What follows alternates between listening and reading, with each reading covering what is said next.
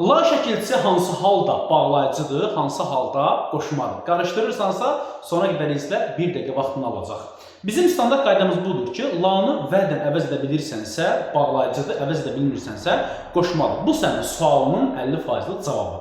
Yerdə qalan 50% isə gəl mən sizə göstərəm. Yadda saxlamalıyıq ki, əgər biz la-nı, yəni iləni qısalmış formasını vədən əvəz edə biliriksə, xəbər cəmdədirsə, bu halda sən ona bağlayıcı deyəcəksən, xəbər təkdədirsə, bu halda sən ona qoşma deyəcəksən. Səbəbi nədir? Gəlinsə səbəbi nədir?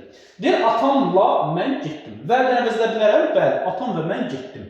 Amma xəbər təkdədirsə, qoşmadır. Sınaqı təhlil necə olacaq? Ne etdim? Getdim. Kim getdi? Mən. Kimi ilə? Atam ilə. Oldu nə? Tamamlıq, mübtəda və xəbər. İkinci halda. Vədən əvəz edə bilirəm? Bəli. Xəbər cəmdədir. Demək bu halda, ikinci halda biz buna bağlayıcı deyirik. Birinci halda isə qoşma deyirik. Ne etdik? Getdik. Kim getdi? Mən. Kim getdi? Atam. Yadda saxlayırıq. Və bağlayıcısı həmciz üzvlər arasında işləndiyi üçün xəbəri cəmdə verir. Bax, bir daha deyirəm.